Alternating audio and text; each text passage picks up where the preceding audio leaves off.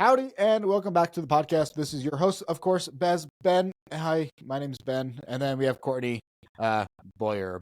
Boyer, is that correct? Yes, it is. Beautiful. Hello, Miss Courtney. Thank you for joining me on this beautiful Sunday day or Sunday evening for you. Thank you coming from Germany all the way across the world. Pretty wild time. How long have you been in Germany? For 4 years. Do you like it? Do you hate it? What's up? What's the lowdown? Love it. I love living in Europe. It's fantastic. I would imagine being able to like take the train places would be kind of nice, or just like be able to go. The public transit just seems to be a convenience. Yes, it is. I actually took my mom to Paris this last, like a few days ago, just for one night, and we spent 2 full days there, and it was fantastic. Oh yeah, I like that. So I know you already told me, but what brought you out to Germany? My husband's job, so he is in the U.S. military, and we are stationed here. What a job, Yes. I mean, a career indeed. How does it feel to be there's I feel like there's a word for it, but like the wife of a military spouse? A military spouse. Thank you. Yeah, Yeah. of course. How does it feel being a military spouse?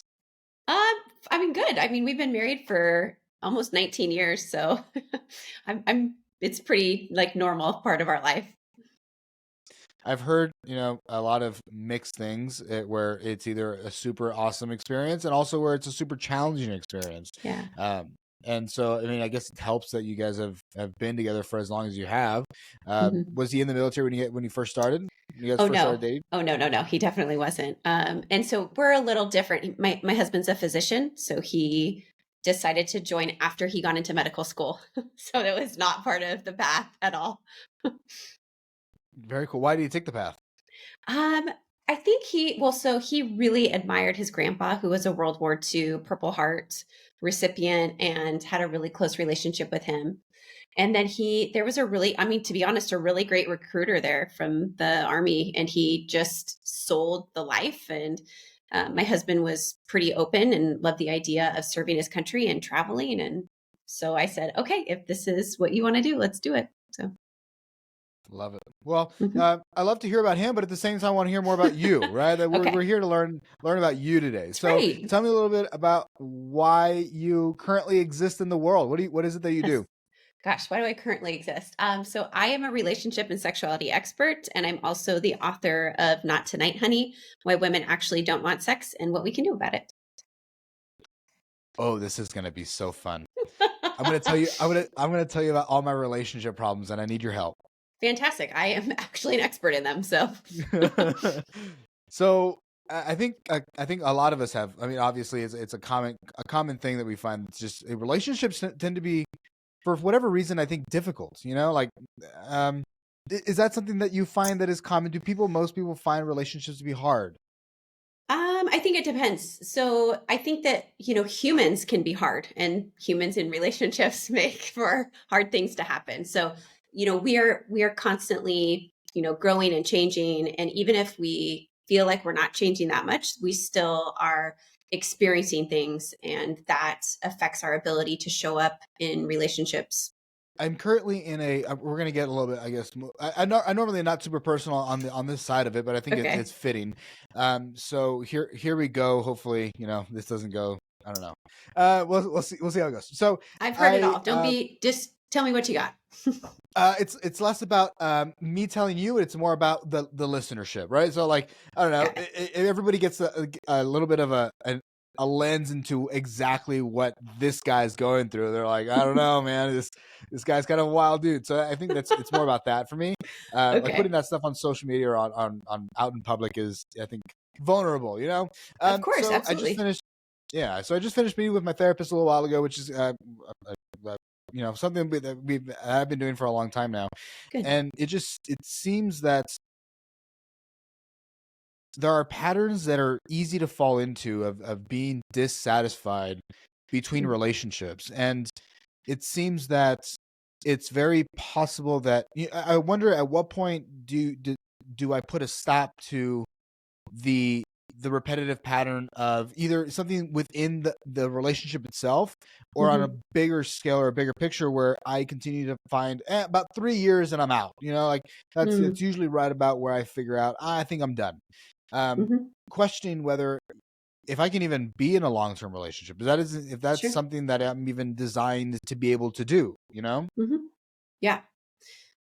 So what's your question? Good point.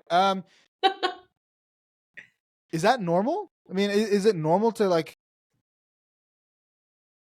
to have let's say, I guess, to not be in a long-term relationship? Is that is it the ideal for a long-term, maybe healthier lifestyle?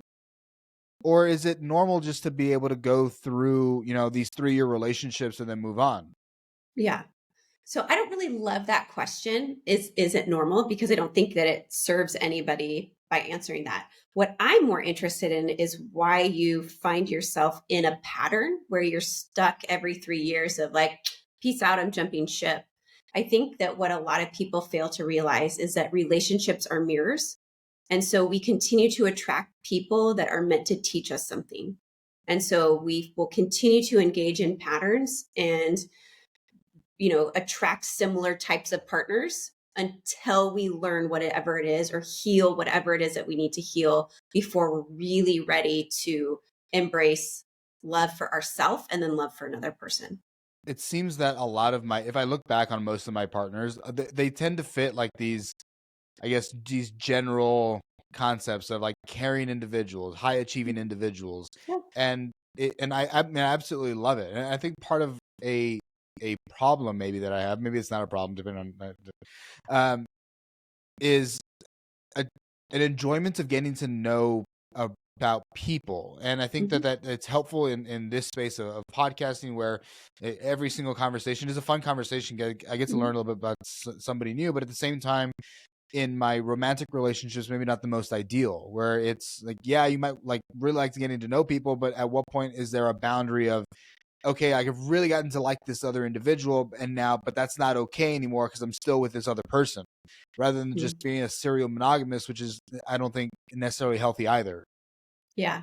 Well, I mean, I think it depends on what your ideal relationship is. I'm a big fan of I don't tell people that you need to find one person, you only have one soulmate and you're just there's something wrong with you if you can't like nail that down by the time you're 35 and then you need to be monogamous with them for the rest of your life. So like I don't prescribe to that.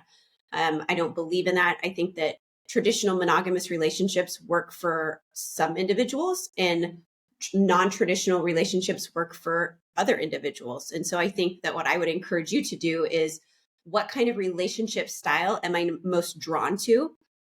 How does that line up with my values, with my lifestyle, with my desires? And then find a partner or partners that reflect the the latter. I always thought that there was going to be an answer to how, like there was, the white, you go to college, you buy the house, you get the white picket fence, you meet this Yeah. girl in college, and you're like, man, I'm going to start a family, and I'm going to Yep. wave to my neighbors and offer coffee in the morning. And it just seems that life is much more um ambiguous than that. There's so much Absolutely. nuance and really understanding of what works for me is different with what's going to work for you, or it could be different than what works for me 5 years ago or 5 years in the Yes. future. Yes, And that's what's, I absolutely. think, difficult. It's a constantly moving target. Yes. No, I totally agree. I think really we've been sold a lie that, and I see this with a lot of the female clients that I work with. I work with, all genders, but especially my, traditional female clients who are, they did that. They're like, okay, like I went to a great school and I married the white knight and, I got a corporate job and then we bought a house and then we had kids and then we did all this and they're miserable. Like they are unfulfilled and they're resentful and they're exhausted and they are like, this cannot possibly be everything that there is to life. And it's a really tough awakening for them. I mean, I went through it myself too. So I am fully aware of that. And I think that we have to do a better job of speaking up and saying, we're being fed a lie. Like, that's not the reality for a lot of people. And it doesn't have to be the path. Like, there are so many paths. And like what I encourage my kids to do, who are 10, 12, and 14, is, you get to design the life that works for you. If that's being with one person out of college, you marry your college or your high school sweetheart, that's fantastic. I will love you and support you. If that is living on a commune when you have like 4 wives, like, great, awesome, good for you. Like, as long as you're making the world a better place, I really don't care. But just living authentically and in alignment with who you are is what I'm more concerned about than who you go home with at night or who's in bed with you or how many partners you have. I think maybe it's that there is no answer. The answer is There is whatever none, works. which And that's the freaks a most lot of fun. people out. Yes. It can be overwhelming, I guess, because Absolutely. yeah, it's just, I thought there was supposed to be an answer, like in science, it's, it's quite binary. You have a good understanding of a calorie equals this amount of energy that's released. It's super easy. Yeah. If I work out more, then I'm going to probably lose more weight, right? Versus relationships is just such a figure it out. Mm-hmm. Yeah. But you gotta try a lot of things to figure it out. Yeah, I think what you need to do first, though, is to really learn how to trust yourself and to really learn that self-awareness, because I do believe that we kind of innately know, like, some people are just kind of wired a certain way. But what happens is that we like silence that, we deny those desires, and we're like, no, that's weird. That's not, no, we can't do that. So then we don't pursue that. And then what ends up happening is we live a life out of integrity. And then, of course, we end up in these relationships that fail, or these family systems or whatever, because we're not meant for that. But we were too scared, for a variety of very valid reasons, usually, to really pursue whatever those original desires were.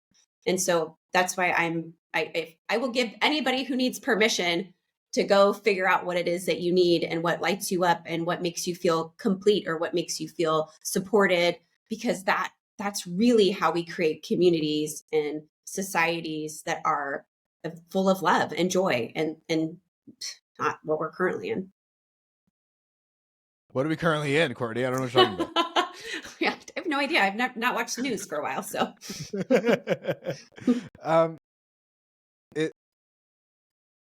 This is kind of it's oddly refreshing to hear. I don't know. It's kind of nice. How does somebody practice? Do you have ways of practicing trusting yourself? How does somebody do that? Yeah.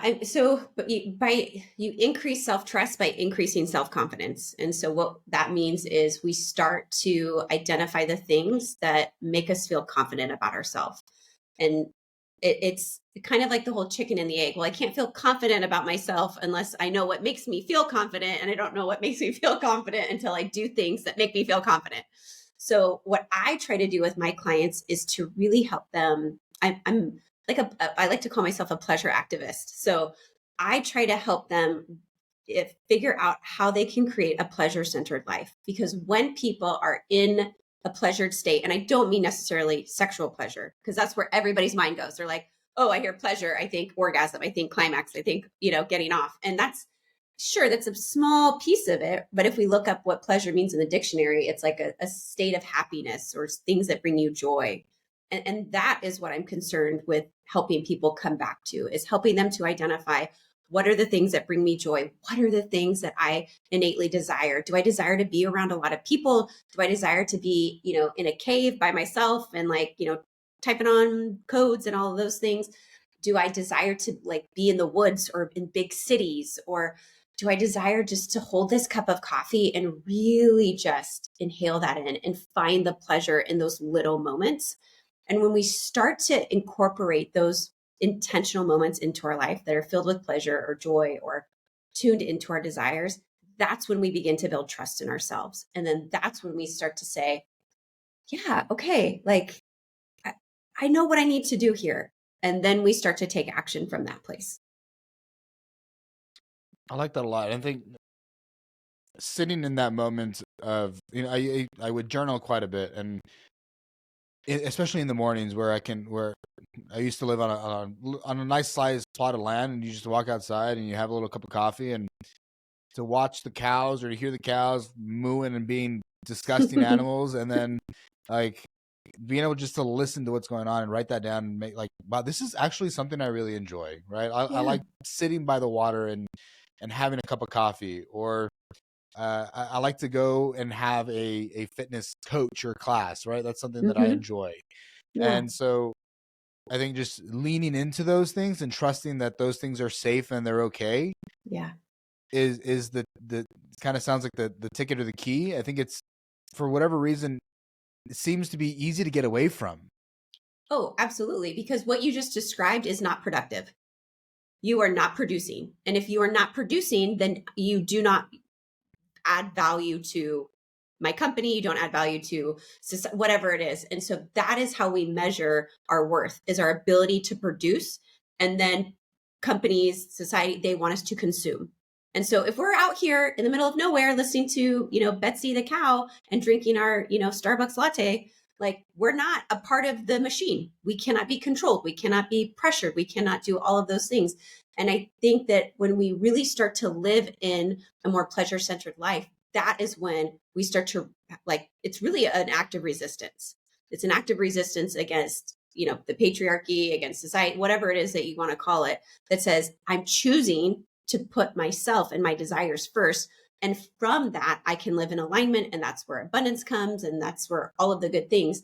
But we live in such a scarcity and fearful mindset that forces us to be in that produce consume cycle. That was so well said.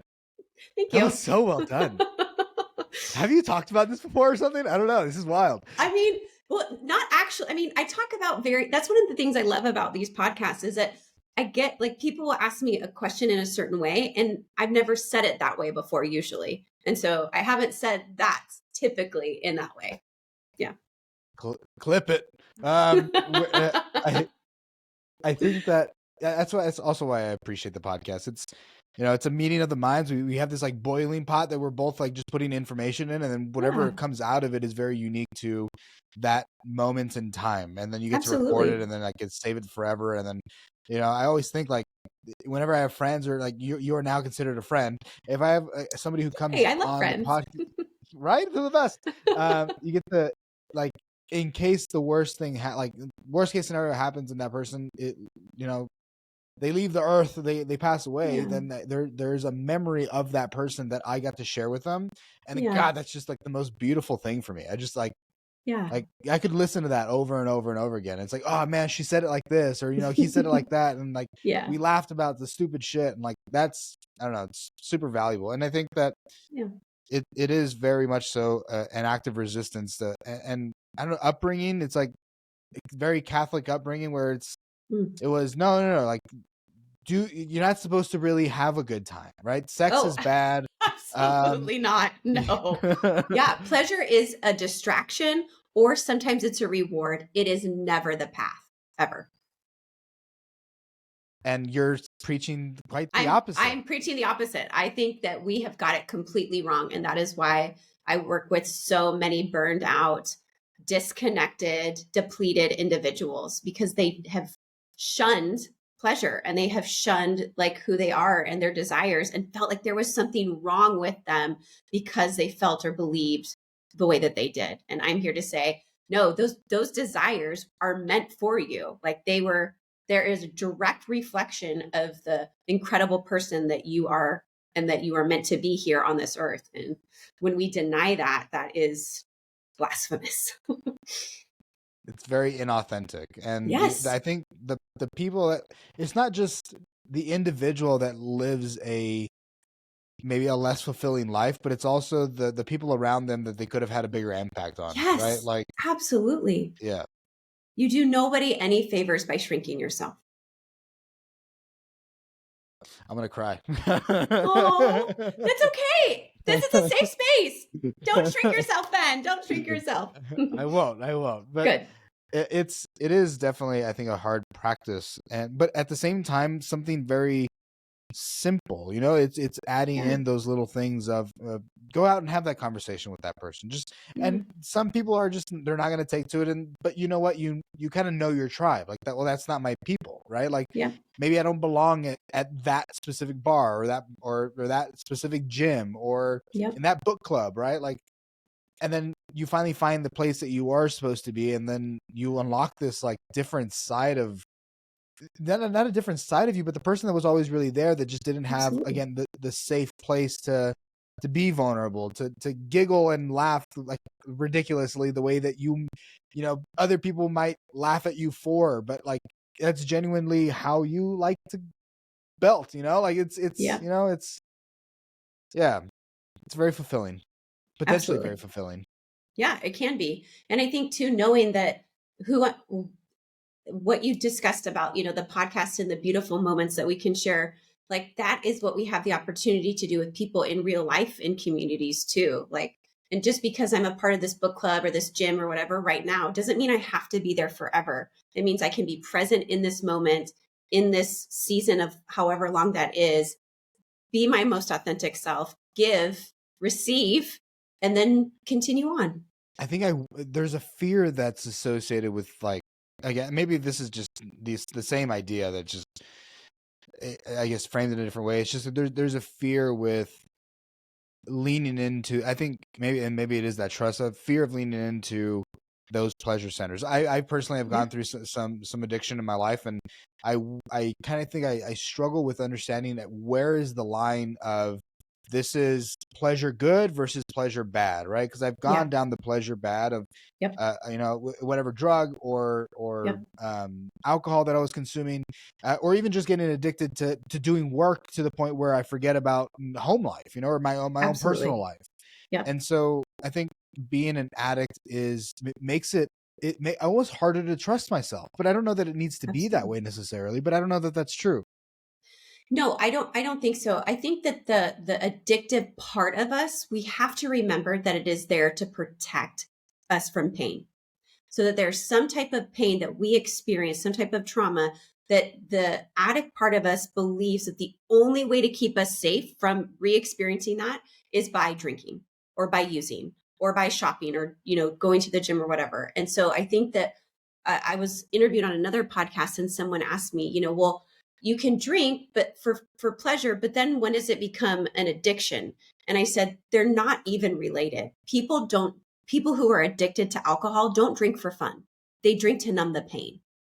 Like you're not out there because you're like, this is a great gin and tonic. I just really love how like the fusion of the berries, they're like, dude, I want to get fucked up and like this is going to do it the best way so I don't have to deal with this pain. They're not interested in pleasure. They're interested in avoiding pain.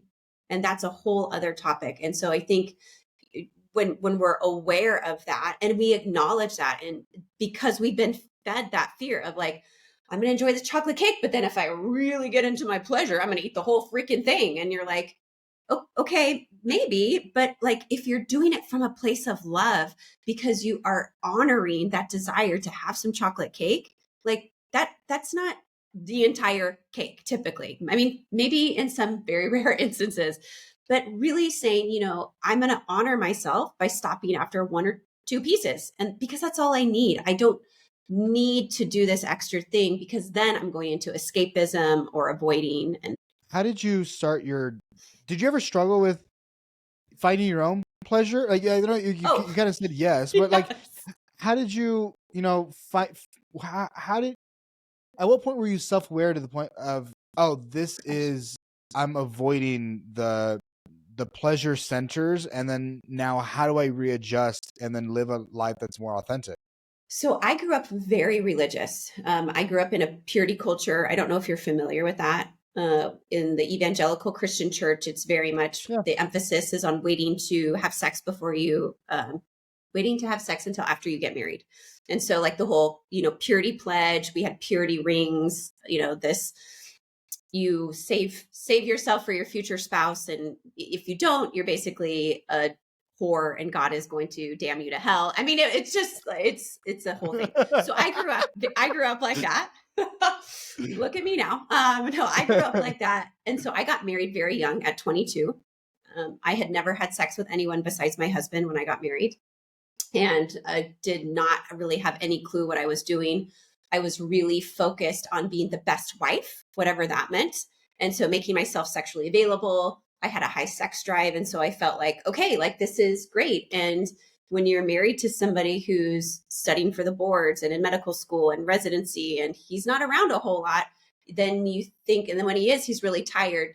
You're like, well, there's something wrong with me. Like clearly he, isn't interested in me. And so then that's pleasure, this whole idea of receiving pleasure, it was never even on my radar. It was very much like I'm a human giver. I give pleasure. I make sure that, our 3 kids are taken care of and that the house is Pinterest worthy and all of those things. And then I basically had a breakdown, not like a mental breakdown, but just I can't do this anymore. Like I'm not in love with you anymore. I don't love this life. Like I've done all of the right things for all of the wrong reasons. And I don't want to do this anymore. And so that really led, me to figure out what kind of marriage did I want? What kind of relationship would I want? What kind of life did I want for myself, for my kids? And realized that I didn't believe in monogamy for myself. And so that led me into exploring non-monogamy and what that looked like in my life. And that really opened up a whole world of pleasure and what that meant. And so that's how I started to really change my own mindset about what living a pleasure-centered life meant and what that looked like, and then how I can incorporate that into all areas of my life. It's a process. It is. A long one. Yeah, it is. Yes. It's something that you really, gosh, it is painful. Like it is hard. It is hard to do the work to really be like, to admit like I did everything quote right. And I'm not happy. You feel like a failure. You feel like I did something wrong. And then I kept hearing the same stories from other women who did the same thing. And then I finally realized maybe we're not the failure. Maybe society is failing us by telling us what we're supposed to be. And that was what really led me down this crazy path and writing a book and the whole thing.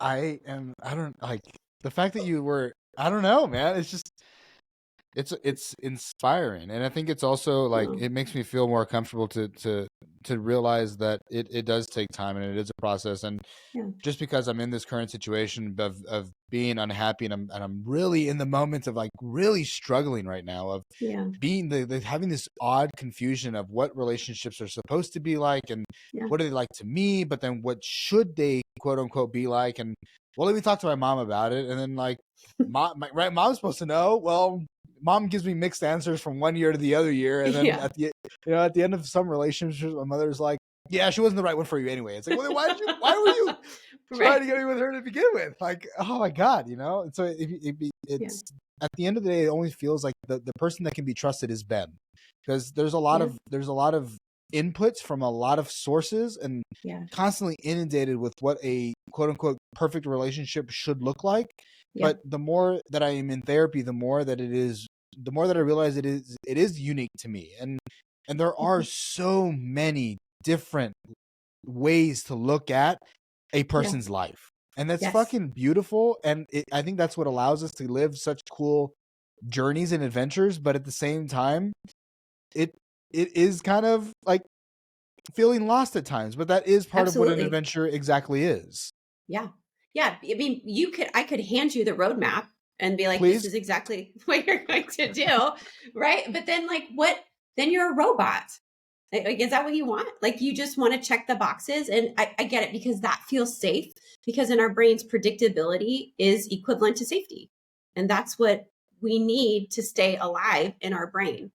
And like the idea of growth and predictability and like spontaneity, like that can freak us totally out. And I get it. That feels unsafe for a lot of people. And so a lot of the work that I do in the beginning with clients is really creating that sense of safety inside of them, so that they realize that they are safe, that they belong to themselves, and that they are the only ones that can be that guide for where they need to be. Are there groups and places for people to go? Like, how do you recommend people to get out and explore these different ideas? Do you listen to what they're like kind of telling you and just like urge or direct a little bit, like guide? You mean like when people come to me like to ask for? Yeah, I think it depends. So like what their goal is. And I'm a big believer in like the 3 E's for me is like education. I can't think of it. Education, empowerment, and encouragement. So those are the 3 things that really guide how I interact with clients or even just friends. And so if their goal is to, find the one or to, gosh, you know what? I just really want to explore and just kind of see what, then I'm like, okay, well, where do we start? Do you want to explore based on sexual preferences? Do you want to explore based on emotional? Do you want to explore based on, like travel or hobbies or sports? Like, where do we begin? And so finding those little like niches of where like, ooh, I got kind of like a little spark when you asked me, you said sports. Okay, so like let's look inside and like explore really what this would look like for you or what that would feel like. And that's one of the things I try to focus on is how do you want to feel? Because there's a lot of ways that we can feel a certain way, but a lot of people think, oh, well, if I want to feel happy, then I have to check all of the boxes and do all the things. Well, no, I mean, there's a lot of different things that can make you feel happy. It's just nobody really talks about them. It could be something as simple as doing the dishes. I fucking hate doing Yes. the dishes. Don't get me wrong. I hate it. But Yeah. for at times, doing my laundry is one for me. I That like is doing definitely my one. laundry too. That's exactly what I was just thinking. Yeah, laundry. I purchased a lot of like sets of clothing. So like I have all the same brand of underwear, all the same brand of socks, and then so I bought like 30 of these and 30 of those, and I'm not gonna I'm not gonna do laundry for at least a week and a half to 2 weeks. Yeah. But then when I finally get to the point of doing it, it is oddly relaxing, putting some Yes. jams on and then doing the laundry and then moving forward. Yeah. It's weird that I enjoy Yes. it, but I never thought I would. But at the same time, it's not at the same pace as maybe somebody else, right? So in my current situation, again, we're getting a little more vulnerable. Like this individual likes to do laundry immediately, so like there is no mess allowed. And for a long time now, I finally realized, man, I really miss doing like taking like it's part of my self-care where I have the time to do it for Ben, where I can listen to a podcast and just relax, and it's enjoyable for me. Especially, I have insane weeks at times, and I would like to just be able to have that time to just relax. Yeah. And a point of contingency, an odd point of contingency, where an individual is not willing to really compromise in that space, and I'm not really willing to like, and then I feel like I'm missing out on something that provides value for my life. And I think maybe a benign conversation to some people, but it really does add value to my life. And so then therefore I need to honor that and be respectful of that. Yeah. And I think that it's important that you're aware. I'm just going to do a little bit of coaching for you here. I think it would be really aware of the language that you use around it, because it seemed like you were dismissing a lot of the feelings that you had around that activity that brought you peace and joy. And I think that we do that a lot, is that we discount an activity that may not be celebrated by most people, and we shrink it, right? We're like, well, like that's weird, or like it shouldn't matter, or whatever. And it's like, no, take up that space, like own it. Like, I love doing that. That brings me joy. And it makes me, when you want to do the laundry right away, it makes me think that like you don't really care how I feel about myself and doing things that reflect self-care for me. And that makes me feel really sad, and it makes me feel unsafe, or whatever it is. That's really good. Thank you. I do this a lot, and I think I do it specifically around like romantic acts. Like I like to buy flowers, right? I like to I love order flowers for some.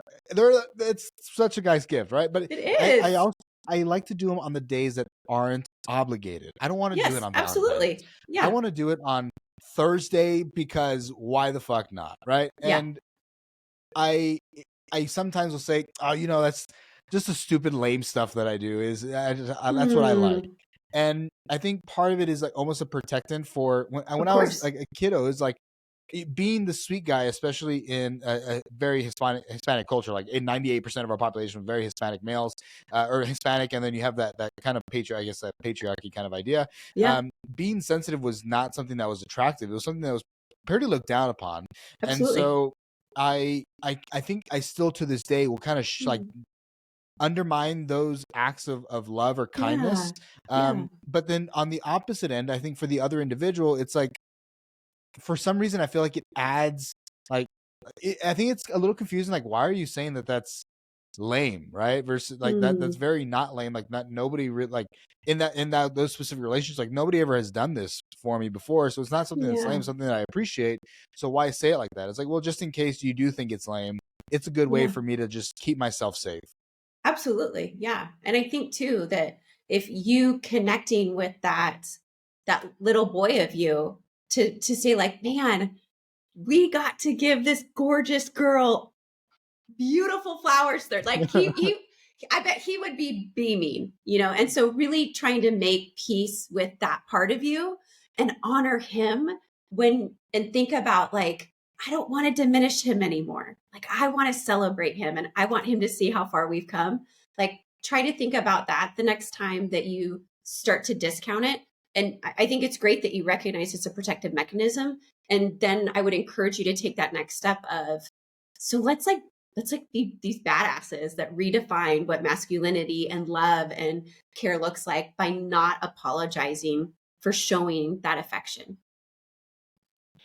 I think that understanding what masculinity looks like was a very difficult thing for me, and Yeah. not realizing that you can be like you can hold the door open and say I'm sorry and say I love Yeah. you and say like Yes. just like and cry, like Yeah. I was so embarrassed to like cry in front of a partner versus now Mm, it's like if I have an emotion of love or care, then it's okay to cry in that space, absolutely. and it is safe. And if that person doesn't allow for that to exist, and that's probably not the place that I should be, right? That's not a healthy spot. Absolutely. Yes. I totally agree. Yes. I think that we let ourselves stick in those spots. I don't know. I think at this point Yeah. I recognize it pretty well, where I can, like, okay, this is not my place. I can get out. But like, it- I think that, and you can tell me you work more with people in this space than I do, but we allow for those boundaries to be pushed pretty often. Would you say Oh, that that's a valid absolutely. statement? Yes.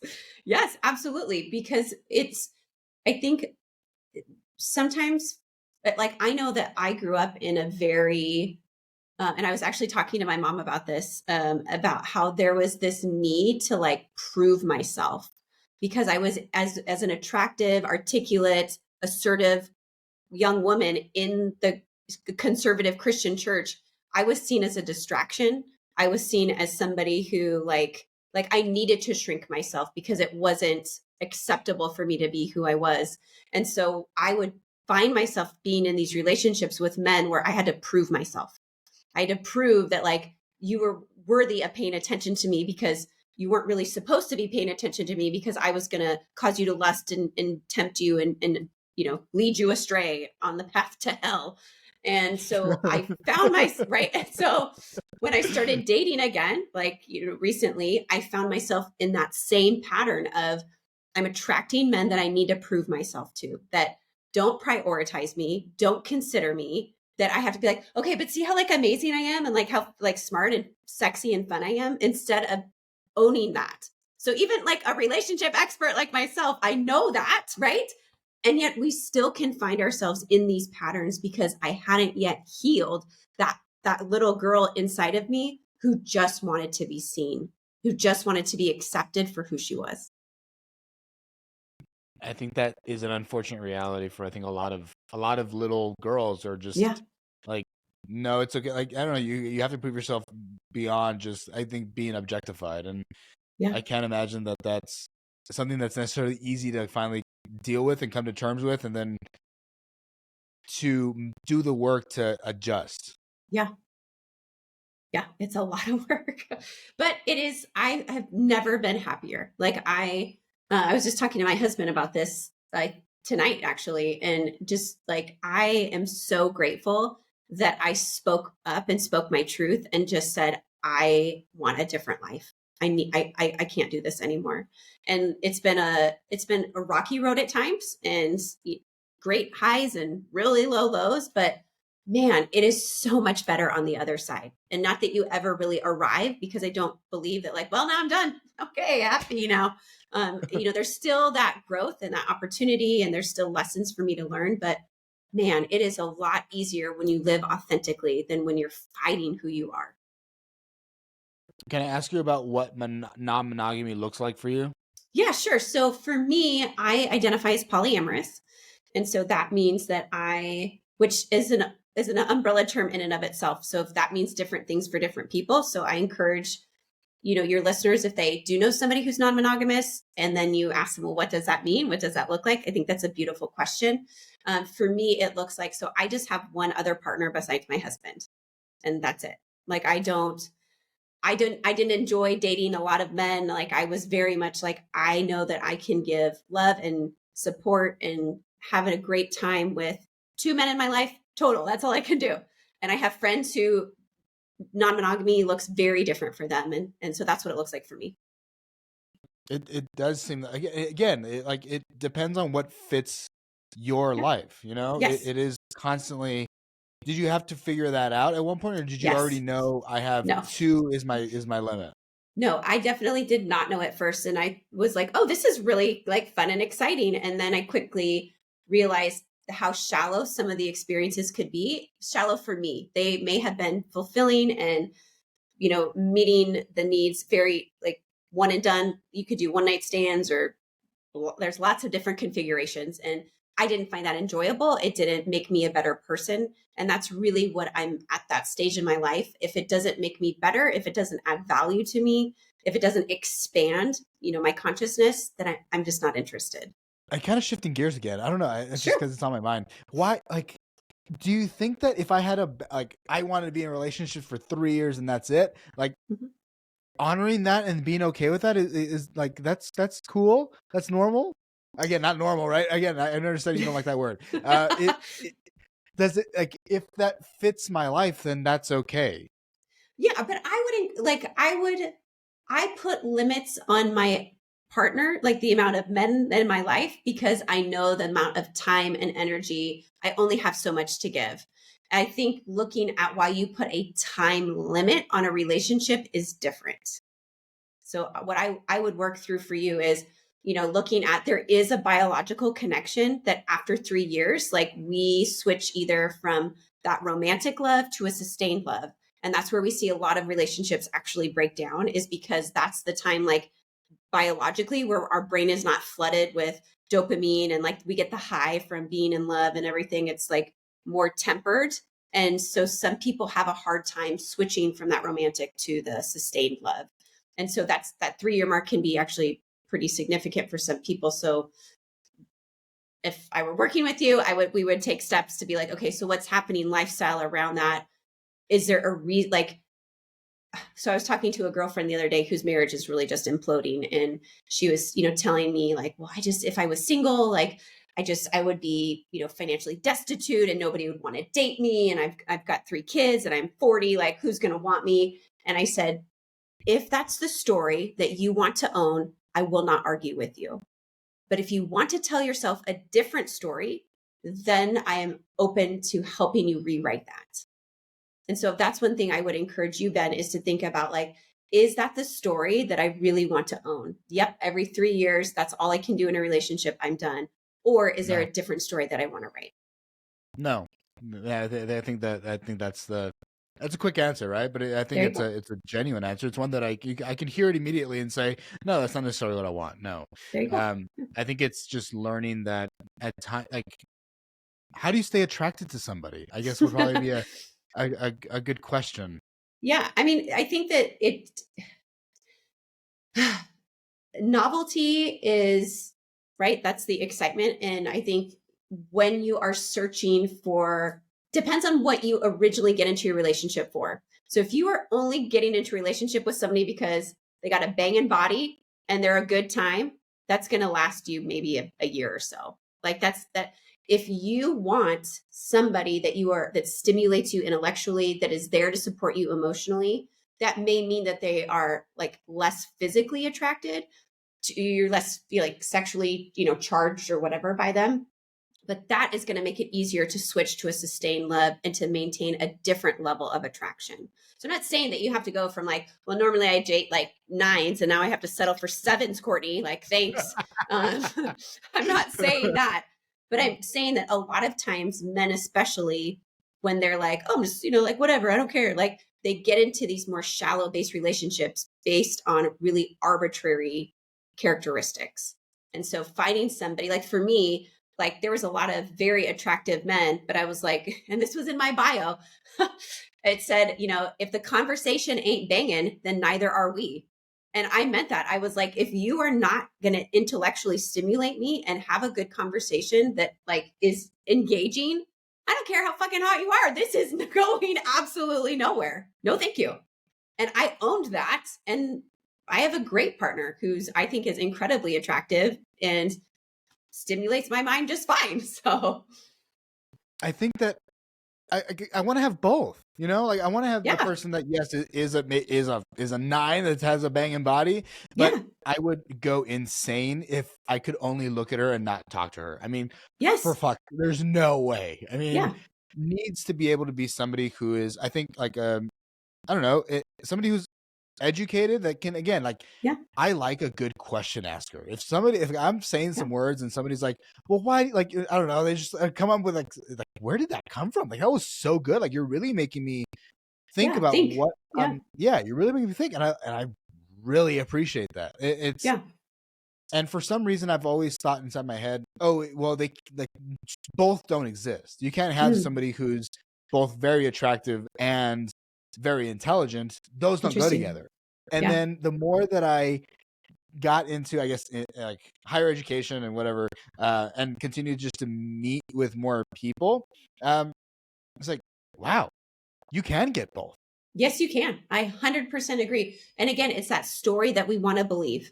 So I'm telling myself you can't have both because it's a way for me to protect myself and know that I'm perpetually going to be disappointed. If I believe that I can have both and then it like feels elusive, then there's something wrong with me. And so that's the belief that you have to address is that limiting belief, that core wound about yourself. Then you can get that banging bod and that PhD girl. She's out there for you, man. I believe in it. Oh man, I want her so bad. You have no idea, Courtney. I feel like that was we're putting some stuff out there. I don't know if this is good or not, but we'll see. Yes, it is. That's and it's true. Like I really do. Like language is so powerful. We speak so much of our reality into truth and we create these narratives that we believe. And that's why gosh, like I'm sometimes my son will say, who's 10, will say something. I'm like, don't say that. Don't say that. Like, don't speak that into existence. And I know that sounds kind of silly, but it's not at the same time because we believe the stories that we tell ourselves and then we create them in the actions and the behaviors we take. Being slow to speak really does provide a lot of value, right? It's Yeah. I don't know. Yeah, it's understanding that the not it's just the the energy that I'm putting out is what's gonna be I'm gonna continue to receive. Like I Absolutely. Yes. I moved to Las Vegas about 6 months ago, and before I moved for about a year, debating whether I was going to come up here or not. I had a coworker who was like, "Oh, it's going to be a terrible place. Like the community is just Mm, bad. You can't really find good people." And I was like, "Oh man, like that's something that I really value." And like yeah. it wasn't until after, even on the drive over here, I finally decided, you know what, I'm gonna do it. Um, I on my way over here, I stopped at a gas station, and a gentleman was like, "Oh, where are you going?" I was like, "Oh, I'm moving to Las Vegas." He's like, "Oh, that's a rough community out there." And I was like, "God, like so much validation for like maybe Yeah. this is the wrong decision." Yeah. Like I need good friends and a good community, and Right. everyone's telling me this is not the place. And Yeah. then I got here, and then immediately found like really, really good people that really Hmm. just good friends. And it made me think, where is the information coming from? Where is Absolutely. that person, if they are, I know they drank a lot, especially during that time of their life, like maybe not the nicest person in the world, Yep. then they're probably getting that same thing back. And so Yeah. it's not that everybody around them was shitty. At one point, you got to look in a little bit and realize Yeah. what's the root here, and Absolutely. is it my perspective, or understanding from like somebody else taking a piece of advice from somebody. It's like, well, what is this person's perspective, and how does that should I take ownership of that in my life or not? Yeah. Well, and yeah, do I really want to take advice from relationship advice from someone who's had like 12 marriages? Like, maybe not. Or like, do I want to take money advice from somebody who's like bankrupt and living on their mom's couch? Like, probably not, So I think we have to consider the source. And I think, especially as a military spouse who moves every several years, like I have made intentionally decided to make it the best place that we've lived because that is the story that I wanted to tell myself. And it's been a great experience wherever we've been because that was my mindset going into it. Because I knew like I'm going to bloom wherever I am planted. I don't care where it is. Yes, are there some more ideal places like sort of objectively? Maybe, but you can find those communities, you can find those opportunities if you look for them and if you believe that they exist. I believe they exist. Me I too. believe, yeah. I mean, I think there's something out there for everyone. That Yes, happiness for you may be different than me, and for absolutely. anybody else listening, right? It's like that doesn't necessarily maybe specifically resonate with somebody, and somebody really fucking hates doing laundry and dishes, and they're never gonna do them ever in life. That's Totally okay, fine. but you can apply that same concept to any other area in your life where, like, I like walking my dog once a day Yeah, or whatever it may be. absolutely. Yeah. Where I don't like walking my dog every day, but he's okay outside for the most part. As long as he's just chasing the cows and having a good time, then we're having a good time. There you You go. know? Yeah. So I think that it's, again, the concepts are transferable, or the skills are transferable. It's not the specifics necessarily that are going Absolutely. to fit my life or yours. Yep. Yeah. Hey, Courtney, I think you're pretty cool. I Thanks. I am Wild. cool. I'm actually really fun and smart and have a good time. Yes, this has been great. You're super Don't cool too. diminish that, right? You're right. You know what? That's true. I'm not going to shrink myself. Yes, I am cool. Thank you. Goddamn right. You gotta fucking live it. How is it making friends over in the Germany lands? I mean, are you Oh on base, I gosh. guess? No, so we live in a German village. I would say there's a lot of Americans in here, so it makes it less motivating for me to try to meet German people. Um, and Germans here are very closed off because they have there's a high turnover rate of Americans coming in and out. So I would say that it's kind of like the West Virginia of where I live of Germany. So people Interesting. are just very small town minded and very closed, and it has made it difficult at times. And my kids go to German school, so they are fluent and they are in the school system, but you're still an outsider.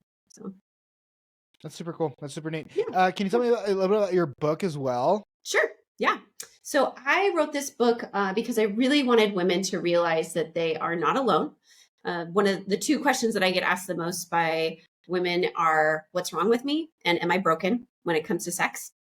And Damn. so I wanted to help them to realize that no, there is nothing wrong with you. And no, you are absolutely not broken. And where do those ideas even come from? And so that's really what the book explores, is the history around messaging, historically, and then modern day messaging. It explores, sexual response cycles, explores pleasure, communication, body image, and then it also talks about ways forward and how we can heal and how we can, connect back to ourselves and really start to ask for what we want and create sex lives that feel more authentic. I want to have good sex, Courtney. How do I go about Same. starting to have good sex? Well, I would add one, do you really believe that you deserve to have good sex? Ooh, what a good question. I hate I that know. question. Right? Yeah. Because I that's think, what we say on the outside is, of course I want great sex. And then I'm like, yeah, but do you really? yes. The answer to that Okay. is yes. I believe that I do deserve to have good sex. Good. I think that I struggle Good. in that space. I have a little bit of trauma in that. Hmm. Grow not super specific. I guess I can tell you after we get off, but Okay. some areas in that space that weren't necessarily the most enjoyable growing up, and so I think that now I wonder how that influences my relationship with sex and then my confidence in having Sure. sex or in the Sure. bedroom, right? Yeah. And understanding that it's vulnerable, but it's okay, and I deserve to have a good time. Hmm. I don't know. How does traumas, how do I know all traumas are different, I guess, but how does something like that end up like bleeding into my bedroom? I think, again, it goes back to that part that the parts of us that are preventing us from having the kind of sex that we want is doing it from a place of protection. So if we find ourselves not being able to show up in the way that we want, or we're like, man, that like I just like something's off, it's usually because there's a part of us trying to protect the younger part of us that was traumatized or exposed to things that, whatever. And so I think it's like healing that part of you and letting that part of you know, like, hey, like it's okay, and that wasn't your fault, and that we do deserve pleasure and we do deserve good things. We do deserve great sex. That's a part of it.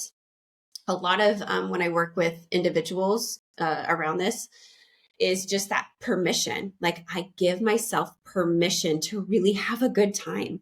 And for people who have a hard time having fun and receiving pleasure, again, not just sexually, like it can feel overwhelming to give themselves permission to have good sex or to have great sex. So I think those are the two big things, is asking, like, do I really believe that I'm deserving of that? And then will I give myself permission to show up in a way that allows me to have good sex? And then the third part is, what does good sex mean for me, like as an individual? And then what does it mean for my partner or partners in whatever scenario that I'm in, so that I can be a good lover and be considerate and also be receive good love back. I think almost to some degree, I feel like it's my duty or my job to make sure that my significant other, my sexual partner, is having a good time, and Mm-hmm. almost like it doesn't necessarily matter that I'm having a good time, so long as Mm, I get her off, then yeah. it's a victory and we win. Mm. And then I'm second, and I want to hear why the smile, right? Why? Because that is a very results based approach to sex. So that we only have a good time if you get off, versus what if we just explore each other's bodies and just have fun and bring each other pleasure? And if there's an orgasm, great. And if there's not, there's not. And so I think we go ahead. I almost have a fear that if there's not an orgasm, then that person is going to want to find somebody else that's going to provide that thing for them. Because if I think about what an orgasm is, like the ultimate, it's the climax, it's the ultimate release of sensation. All right, Sure. a lot of dopamine, a lot of all these things going on in the brain. So then, therefore, if I can provide that experience that's ultimately beneficial for this person, not just on a physical standpoint, like a neurological standpoint, but also an emotional one. I think you also end up, I mean, I could be wrong. This is not everybody, I get it, but like Mm-hmm. the person that you end up having more organisms with, I would imagine you build a connection with that person just based off of, it could be very well just based off like as a drug, right? Where it's like, oh, I'm getting dopamine from this person, Sure. and so then They're my therefore, dealer. yeah, right, they're my dealer. Yeah, that's it. I love that's My terrible. It's dick so good. dealer. Yeah, no, I'm just kidding. It's good. I mean, yes and no. I think people approach sex for different reasons. And I think that when we only see sex as a means to get off, then we miss all the other purposes of sex. And that's why it's such an important conversation to have with your partner. Because I've had sex with men who just, it wasn't good, like at all. Like it just wasn't good. But I valued the relationship, and I started to see sex as a time that brought us closer together, just a physical connection, and a time where I felt really close and it felt good. I mean, it's objectively, no, like there were no fireworks or orgasms or anything, but I was able to, because I valued the relationship in other aspects, there was still value to it for me. And so I think that we diminish our, when we show up and we have something to offer. And just because it doesn't result in an orgasm, it doesn't mean it really counts. And I don't think that's fair. And especially for some people, they're not looking to just oh, thank God I got off, right? Like if that's what they're doing, then that's okay. But I think that makes sex kind of primitive. And I think you have an opportunity when you're in a relationship with somebody to make it much more meaningful. What a fun statement. It makes it much more primitive, and that's Yeah. it almost like takes away all the emotional part, Yeah. the emotional building, that's the opportunity to build an emotional connection with an individual, and Yeah. just get to have like a safe place to make a connection. I think To that play, that's all it to is. have fun. Oh my gosh. Like, can we make sex fun again? Please. Can we? Yes, I think that, and then like I think introducing toys is something that has been recent in my life, where Hmm. we can use like a vibrator, or we can use I don't know, An anal plug. anal plugs. It's lots of toys, lots of tools that you can use, uh, that are okay. Like, explore them, and Yeah. if you don't like them, you don't like them. If you do, then do. Yeah. I think that what's weird, I think, is, even I've never really had any complaints, right? I've always heard good things, but it's I almost don't trust that person's telling me the truth. And I know that this is super unattractive, and I tell people this all the time. But I'm going to ask you a 1 out of 10. How did it go? Right? Mm-hmm. Like, was this an 8, a 9, a 10, a 3? And if it was a 3, then what would have made it a 4? Right? Like, where was the miscommunication that didn't allow for you to have a good experience? Right? Mm-hmm. Again, I don't really ever get a 3, but like that, then maybe that's my extreme example. But even if it's an 8, it's like, oh, it was an 8. It was good. It's like, well, I don't want to just be. I don't want it to just be good. I want it to be great. So, like, Mm-hmm. what's that 9 and what's that 10? Is there? Do you like dirty talk more? Do you want to use more toy? Like, where in that can we explore more that allows you to also have a good experience? Mm-hmm. And they're like, oh no, it was fantastic. Like, I think that it was great just the way it was. I'm like, there's room for improvement. Where's the improvement? Mm-hmm. Yeah. Again, but that's a very like check sheet out here thing. And you may be with a partner that isn't ready to give that feedback, or they're not interested in evaluating it from that perspective. Like, how do you quantify or evaluate emotionally how it made me? I felt safe with you, Oh, yeah. right? Like, I think that's something that a lot of times we just even that aspect. Like, okay, so I felt safe with you. I guess that's a 10 because I feel like I can be myself, but like, like, no, you could have done a better job of licking me, like, so I mean, it's very problematic when we try to evaluate ourselves in that way. I would encourage you to say, like, what is something that you really enjoyed me doing, or that you enjoyed in this experience? And what is something that you would like to try next time, or you would like to see me do a little bit differently next time? And even in the moment, you could say, would it feel better to be harder, or should this be softer? Like, can you, I want to know what feels, especially new partners. Like, I think people forget that sex is a skill, and that some people, just like basketball or dancing, like there are some people who are just like, are you Michael Jordan? Did you like just like come out of the womb that way? Like, hot damn, you're good at what you do. And there are other people, and you're just like, no amount of basketball clinics in the world are going to get you to be like Michael Jordan. I'm sorry. It's just not going to happen. So, right. I mean, okay, that's not very kind, but you know what I mean? Like, learning to, it's a skill, but it's not an objective game like basketball, because everybody's, slam dunk is different because of, especially if you're Sure. heterosexual, how a woman climaxes, or how her body, like different parts of her will feel differently in each person. And so yeah, I would give yourself some more grace and reconsider your evaluation system.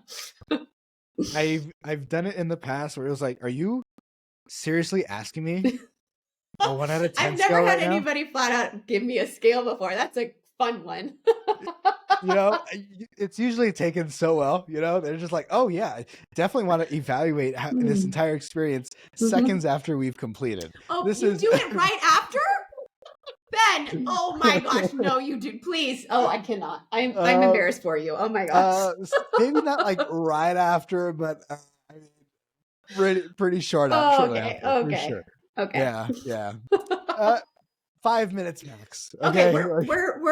we're learning now. So we're learning that we're not going to do that anymore. So we don't do that at all. That's just not the thing at all.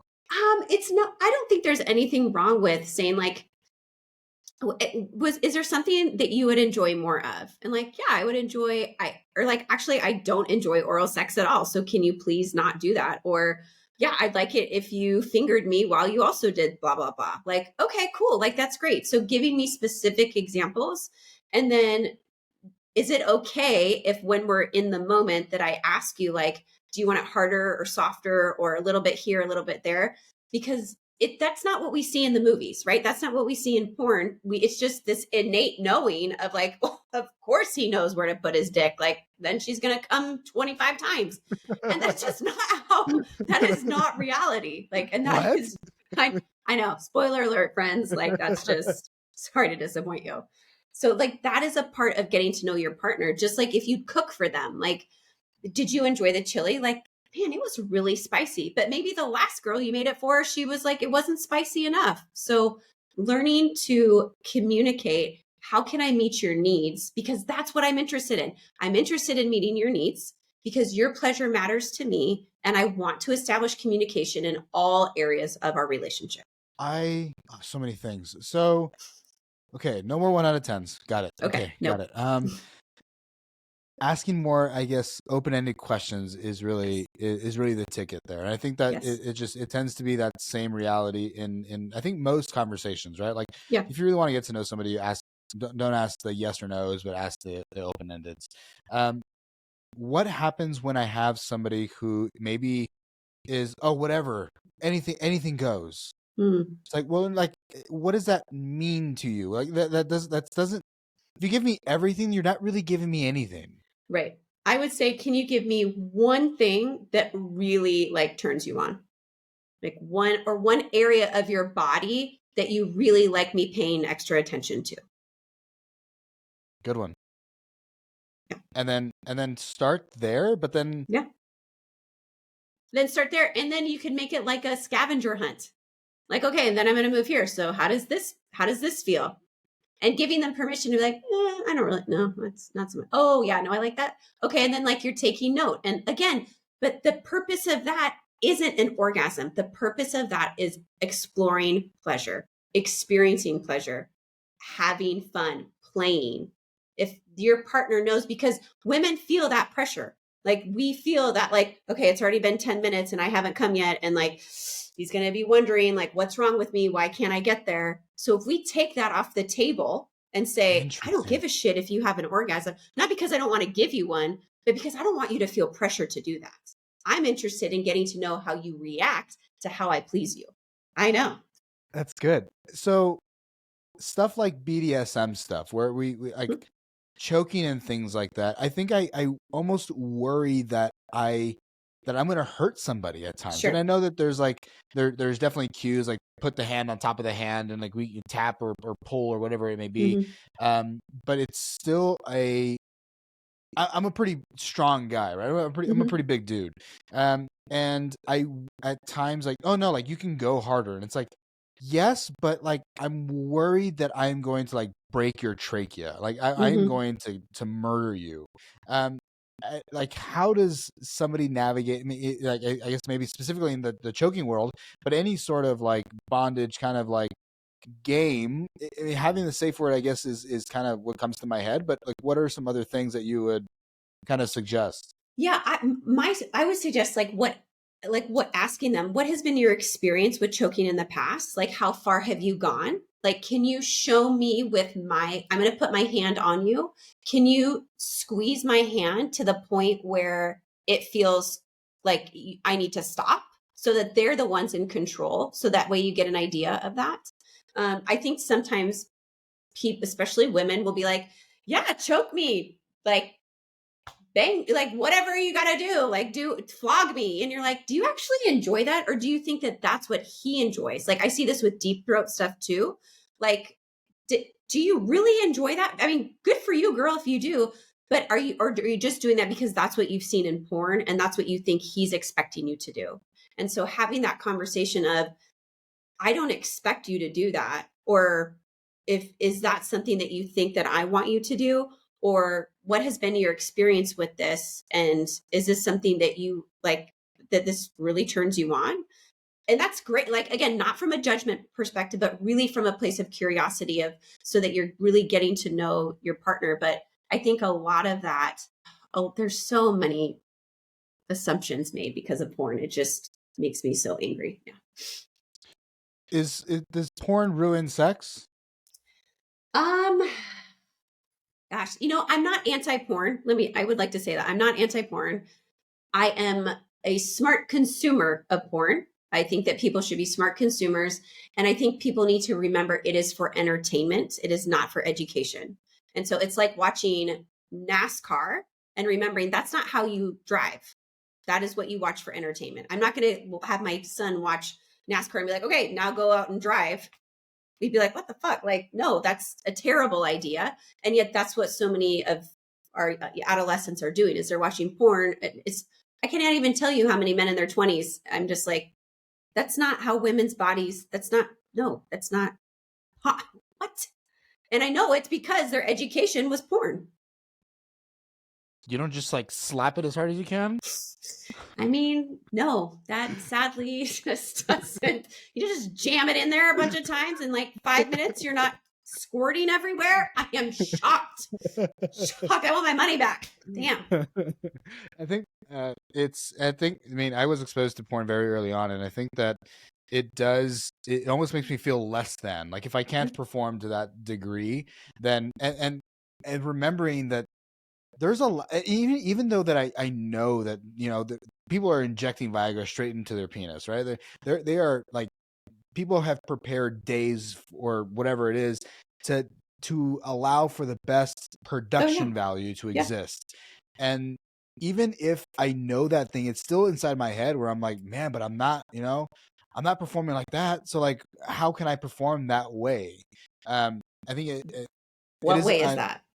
I think it depends on it depends on the video, I guess. Okay. Or like, I think I was using more as an example, to be honest. Okay. It was thinking more in ambiguity. Okay. I don't necessarily need to be just like railing somebody every single time. Yeah. That's not enjoyable for me. It's not enjoyable for us usually either. And I've learned that, where it's like, hey, there is a limit here where now it's just painful. And like, I'm like, I don't know, some people are, I guess, more accepting of that, like, allowance of like, I want to get like, quote unquote, railed, right? I want you to fuck me. But then at the same time, it's like, that's not every single time. That's just right. It would be tiresome. It's like, when can we also add in, like, when can we just make love, or just like have oral play, or just have finger play? Like, all of those things are still very much so attractive and sexy and fun. Absolutely. And it's not just, let me bend you over and rail you for 5 minutes and then we're done. Yeah. Yes. And I think that, again, that's a lot of women, especially younger women. I wouldn't say women my age per se, but especially women in their 20s, I think have that like, oh, well, men are expecting me to do that. And so then that's why I'm like, well, I just want you to fuck me. And it's like, do you really want me to fuck you? Or do you think that that's what I want? Because I think when it's like, somebody has to be, courageous enough to say, I don't really enjoy just like railing you. Like, that's not very fun for me. And like, okay, thank God, because like, I don't really like that either. And again, there's like, I get it. And when you said that, like, oh, I just want you to fuck me, like, my mind went to, it doesn't have to necessarily just be the railing. It's the passion. It's the excitement. And that can happen in a missionary position, but you can get fucked being in missionary position, and you can make love in missionary position. It's the energy that you bring to it. It's the foreplay that leads to the actual penetration. And so I think that's really, for most women and who I've worked with and I've talked to, it's really the passion and the excitement. It's the energy of that is the approach to the fucking versus just the railing.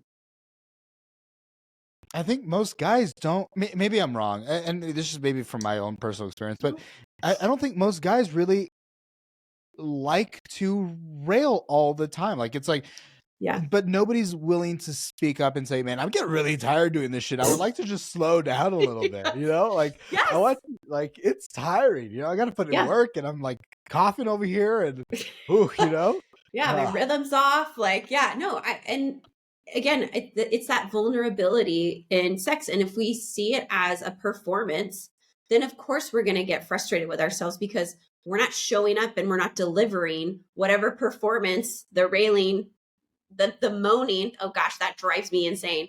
I'm like, there is no way we are up here in our octaves of moaning, women, when the first 2 minutes. It is not possible. I am sorry. You're a fucking faker. You are. I get very sketched out when I start hearing too many moans too soon. Like It's the that. high pitch. It's the high pitch part because it is like it's a gutter, like it starts low and the closer you are to climaxing, the higher pitches that it gets. So that's just fun fact. Like unless you're a very tiny small percentage of women who can come like very, very quickly, those moans are based on what we see in porn and based on what we think men want to hear. How do you have you dealt with anybody who's being a female has not like doesn't have the hasn't got to the point where they have had an orgasm, like they haven't accessed that part yet? And how does I would imagine that's a kind of a tough place to be for themselves internally. Like there's something wrong with me. Right. How do you navigate that conversation? Gosh, it's been a really long time since I've worked with somebody who hasn't had an orgasm. I mean, I would say, it again, it comes back to do I believe that I'm deserving of an orgasm? Do I give myself permission to have an orgasm? Like so much of that, a lot of women who struggle with orgasming has to do with control. Like it feels out of control for me to just let go and release and just, even if it's by myself, like that feeling, that buildup can feel so overwhelming and unsafe for some people. And they're just like, and I'm going to shut it down. It's not okay for me to do that. So it's requires a lot of unpacking of what's causing that before we can just be like, just go get a vibrator. Like, just like go like watch some porn, like that's not going to help it. Do you think toys can take away from an experience with with another human being? No. My initial answer is no, but then I also need to caveat that it depends on the intention of the people. So if you are in a relationship and you're like, I just really like the sex is not like that fun, and like the toy is the only thing that is really like that I'm enjoying here. And I don't mean, because there are some women who just they need a different type of stimulation, and the whatever their partner's willing to offer them or give them, it's not resulting in the orgasm that they want. And so I don't think there's anything wrong with incorporating an aid. It's kind of like, can I use a stand mixer or do I, mash the potatoes by hand? Like there's nothing wrong with using an aid to help you. But if you're like, oh, thank God the aid is here, I don't really care about the person that I'm having sex with, that's a different issue. So I think that toys can absolutely enhance lots of things, the experience, but it can also replace if the intentions and the relationship is not in the best of state. So I think that's a really good answer. That was Yeah. man, you really are just like you're killing it today. What time, man? It's just damn. It's a day. Did you have coffee before this? How do you do I this? didn't. That's the funny thing. I was like, man, I did. So I never have chai, like the chai tea latte, because I don't like all the sugar that's added in it. But I went out to lunch with my mom today and I had one. And I was actually talking to my boyfriend before this. And he was like, you seem like you're kind of nervous. And I was like, I don't know. Like I normally don't get nervous before podcast interviews. And he was just like, yeah, you just like seem kind of like weird. And I'm like, oh my gosh, maybe it was a chai tea latte and now I'm killing it. So I don't know. Like chai tea is the way to go. You I can go with a guess. chai tea Yeah. latte. Oh, Yeah. I love a good chai tea. How does somebody's nutrition affect the way that their sex, their relationship with sex goes?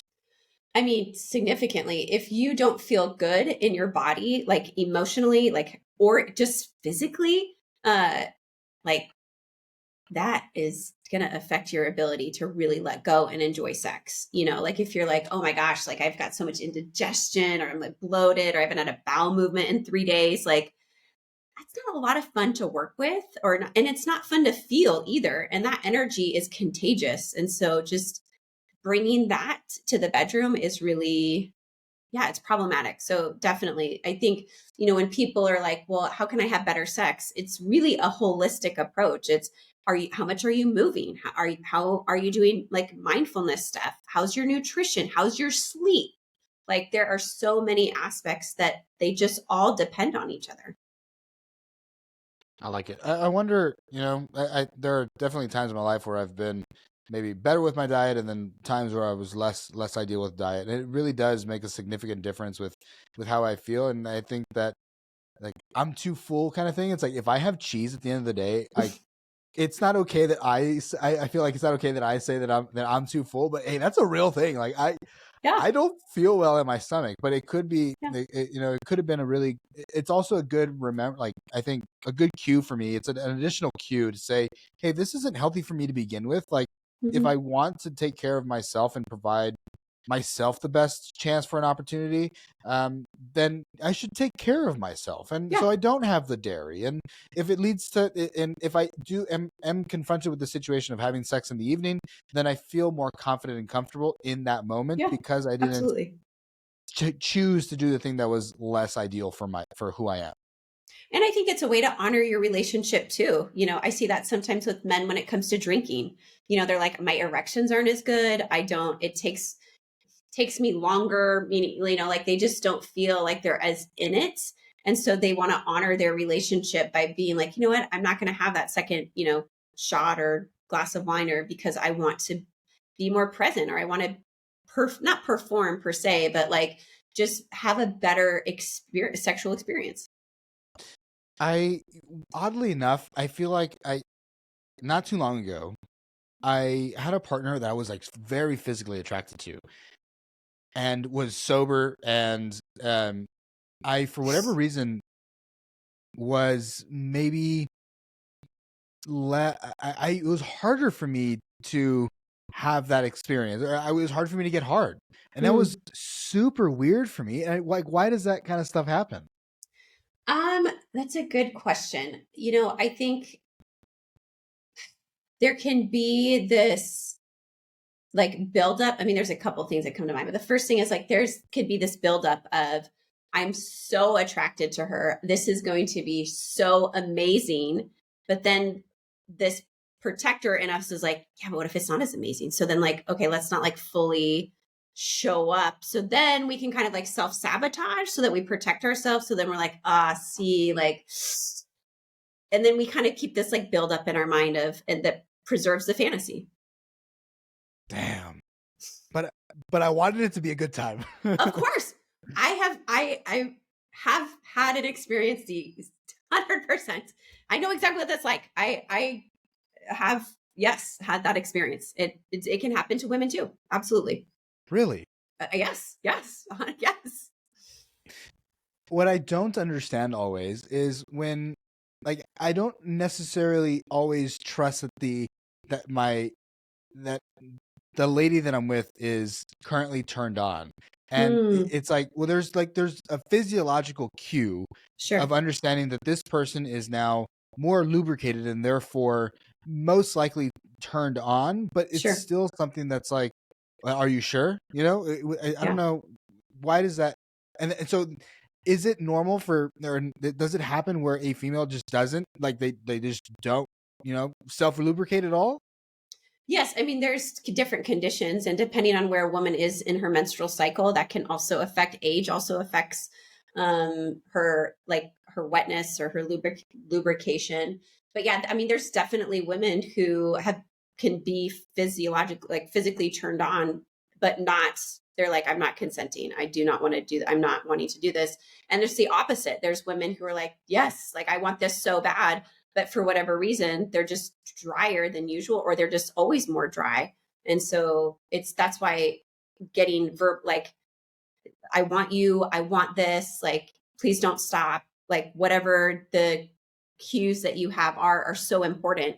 because and that's, I tell people, you need to be clear that your yes is yes and your no is no. So if you have a patient, a client that says like no, no, no, like then we're done. Like, and this is not a game. Like I don't buy into the like, well, like my no like really meant yes, and like pushing that. I'm like, absolutely not. Like we're there are so many games that we can play in this world, but like consent games are not ones that I mess around with. That one's a scary one for me. I mean, throughout college is one that I always was very fearful of. Even like, and this kind of relates and kind of doesn't. So I'm gonna backtrack first. So when I have a partner who's like, I like this play of no, when I say please stop, I don't mean please stop, or like, um, and at what point, and even after the sex is completed, like Mm-hmm. we've had the conversation, hey, the Q word is this. Mm-hmm. Anything outside of that, I'm gonna ask you to please say, like, I'm gonna ask you the no's, and it's gonna be okay. But it still doesn't feel comfortable within Mm-hmm. me to Yeah. still move forward with that. It's like, if you're telling me please no after again like 3 or 4 times, and I'm like, okay, now where is this line? I know we've had an agreed upon word here, but Mm-hmm. it's still goes against everything that I've been telling myself and that I've been educated on. Yeah. That's, I don't know, that's a tough one for me. Yeah. I mean, I would say then don't engage in it. Be like, I don't really enjoy that. So like, can we do something else instead? I would encourage you to be like, do you not think that you deserve to say yes? Because when I was in college and I was dating, this was before like pleasure centered Courtney showed up 20 years later. It was like, if I say yes, then there's something wrong with me. Like that means I'm too sexual, and that's bad and that's wrong. And so this whole idea of women being like, no, no, no, but dear God, please, yes, because we do want it. I think that is a lot of that's conditioning. So when I have been raised to, that's my job, is to say no, but please, please, I mean, I really don't mean it. I really don't mean it. Like, is to have that conversation of, how can we get you to start saying yes? Like, what do you not feel like you deserve to say yes? Like, does it feel like, where the fuck does that need to say no come from? Like, own it. Be like, I want you so fucking bad right now. Yes, please. Like, I'm not interested in being with somebody who's not there. That's cool. What about, I've heard of, never been involved with, and I'm going to go back to the thing that I was going to talk about in college here in a moment, of rape play or a rape fantasy. That to Sure. me is very scary and very like, I'm just supposed to know. I think there's a comedian, I think Tom Segura has a bit about it, where he goes into this girl's room and he's like trying to make a move, and she's like, no, no, no, stop. He's like, okay, and then tries again, no, no, no, stop.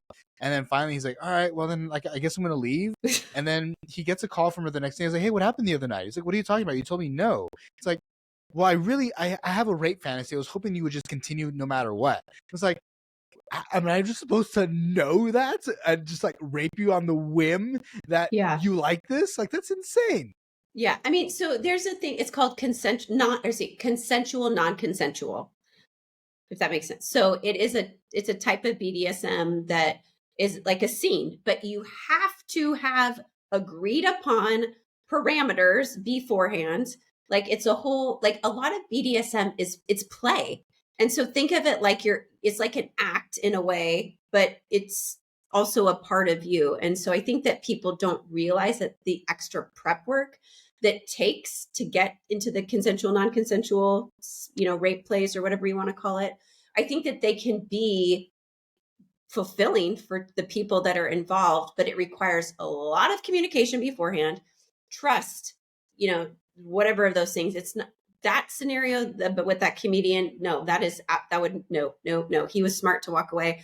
I would not pursue a sexual relationship with someone who thinks that that's an acceptable way to communicate their desires for a consensual, non-consensual situation. Like, absolutely not. Yeah, agreed. So I'm going to go back to the thing in college. So when I was around in college, it was, I guess, where like Me Too, I guess maybe where Me Too really took off, or where I was more conscious of it at the time, of this being really popular. And what scared me the most was where I would maybe have some rough sex with somebody, and then they could very well say that even if everything's consensual, we're all good, everything's good. We go home, and then and said, well, actually, in college, he raped me, Mm-hmm. and like it seems that, and there's no win for, like, they go with her word, Mm-hmm. and that to me just seems very, I don't know, maybe unfair is not the right word here, but it doesn't seem right. I don't know. But I don't like it created a lot of fear and angst around finding and sexual partners and dating. It's like, I Mm-hmm. don't know which person is going to um not, or maybe potentially in the future do this, because I was a collegiate athlete, Mm-hmm. and was getting paid to do my thing, and so, at what point does somebody come back and like, oh, actually, we were in college together, and like this is what happened. It was Yeah, very, I mean, creative anxiety. yeah, there's no guarantee. I think I would encourage, and this is something that I will encourage, especially my son, because, I mean, well, just is to pick partners wisely. Like you pick wise partners. And so if that means that you're not going to walk into a bar and pick the hottest chick that you see, because you need to be a little bit more careful because of the high profile that you have, then I guess you're going to have to use some more discretion. Like that's just the reality of it. I would say for every woman that, you think, gosh, like, I hope she doesn't come back to accuse me. Like there's a lot of asshole men out there who do violate women and like treat us like shit. I've had multiple long-term relationships where people have had men who they had a, like, is their either their first partner at times, or Mm-hmm. it could have been somebody that they were with for a long time, that ended up in the middle of the relationship, committing some sort of sexual assault. Yep. And it was weird to me to find out that was a reality. Mm-hmm. Maybe I was disconnected because I only knew what was inside my bubble and what I got to experience. But Yep. then I started to hear from other women, or like there was some study, I forgot where it came out of, but they had these women wear specific like dresses or tags or whatever, and they would go to a bar, and then they could see how many times they were groped, and it was Mm, insane numbers. And I was yeah. like, this, I didn't even realize that people were actually, I thought it was a joke, like, Oh oh, like yeah. this is in the movies, but no, it's really fucking real. Oh, it is. I mean, you would be even on like dating apps, the audacity of the questions that men have asked me, the things that they have said to me is just, it's disgusting. It's appalling. It's, yeah. I mean, let alone what it's like for me to be in a bar, like with, yeah, yeah. I started to get messages on my Instagram from some random dudes, Okay. and it's never women. I feel like, it's like, hey, like, you look attractive, man. Like what's what? And it usually starts very benign, like, hey, how's it going? And I'm like, I don't know who you are, but like, yeah, I Sure, I'll appreciate be you. friendly. Yeah, I'll be Yeah. friendly. Why not, right? And it quickly turned, like, I remember I had some guy just sent me a video of him licking some other guy's ass, and then I was like, "What do you like? What? Who opens with that? Like, hey, how are Right. you?" What's And the then outcome that you think is going to happen here? Yeah. I would imagine that women I was gonna say get to women see more of that kind of like shittiness, and Oh yeah. I don't get it. Yeah, I mean, I get messaged on Instagram. It's usually like hey beautiful, hey sexy. And the funny part is that most of them don't know that I'm non-monogamous. Like I'd say 99% of them don't know I'm non-monogamous. And so I'm like, okay, let's see how good this is going to get. Like let's see like where you're going to go with this and how many men actually are like turned off because they're like, "Oh, I wait, what? Like you're open to date, like going out? Sure. You want to go on a date? Yeah. Okay. And they're like, aren't you married? I'm like, absolutely. And then they're like, wait, but your husband? No. Like it just snowballs, or Yeah, because they wanted to like cheat. They wanted to like have this excitement of like, ooh, this older woman, or like, ooh, I got this got, was able to get this woman to cheat on her husband or whatever. And I'm like, what? Yeah. But no, I have some, or under just, I can't even tell you how many men are like, oh, I really need your help with my problem. Like, can I send you a picture of it? Absolutely not. no, this is how much I charge per hour. And that usually shuts the conversation down. But yeah, it's a really fun profession to be an attractive female in the sexuality world. I can imagine. I'm looking to get somebody else here in Vegas who's a sex therapist and who is non-monogamous as well. Oh, okay. And I really, and also an attractive lady.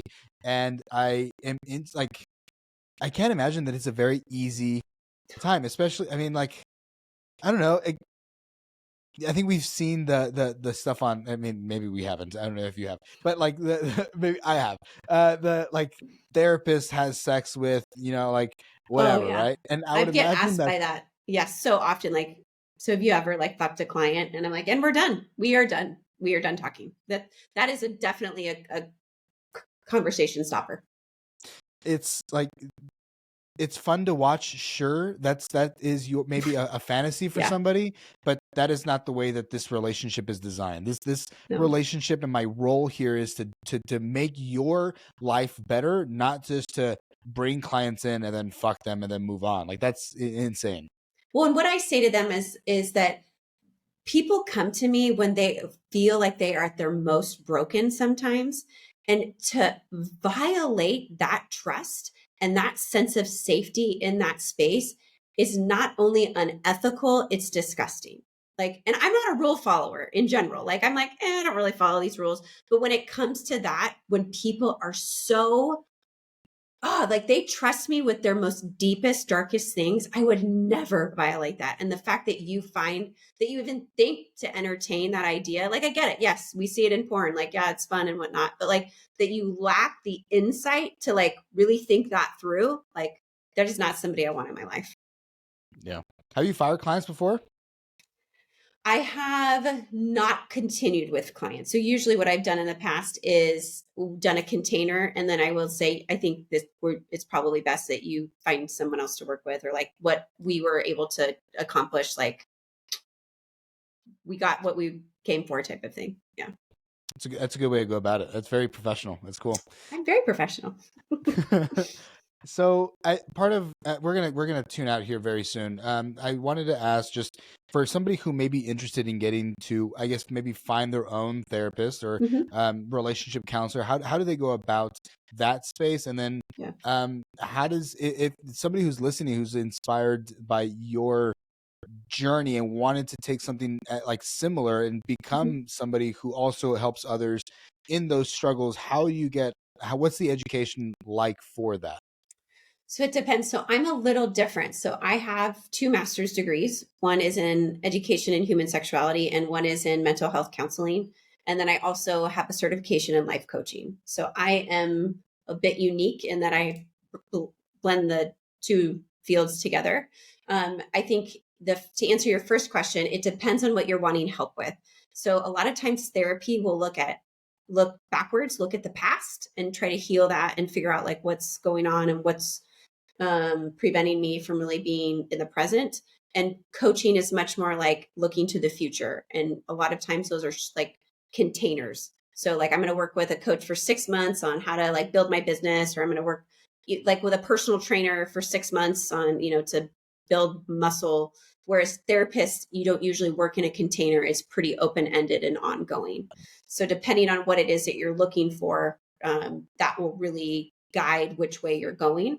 Some therapists can do like help you look forward, and some coaches can, like myself, can help you go back and like let's look at the wounds and some of the childhood stuff. But finding a helper, a guide, a therapist, coach, healer, whatever, is a lot like dating. It's really finding what fits good and knowing that there's a lot of choices out there and trying to find somebody that you feel safe with and that you vibe with. I think that's really important. If somebody wants to do some of the similar work that I do, it kind of depends on what your route is. If you want to do the traditional academia and go to, be a counselor or therapist, you're going to have to go to graduate school and you're going to have to take a bunch of tests. You're going to have to find a supervisor. I find it a huge pain in the ass, to be honest. And I'm not a big fan of the medical model of how a lot of the traditional therapists look at the brain and the mind. So I kind of just opted out of that. But A lot of people in the medical world, they accept insurance. And so then people will come to you if you take their insurance. And so then that's much more likely to be a guaranteed income, or you work for an agency and they require you to be licensed. Well, that requires you to have a degree to do that. Versus coaching, it's a lot. You don't need a certificate to do that. You can just hang a shingle up and call yourself whatever, but I don't recommend that, especially if you're dealing with, people's emotions and relationships and stuff like that.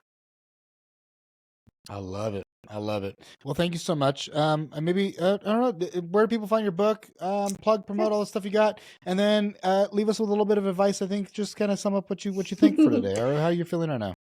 Let's see. So you can find me at Courtney Boyer Coaching. I'm pretty much on all the social media, Courtney with a C. And then my website is CourtneyBoyerCoaching.com.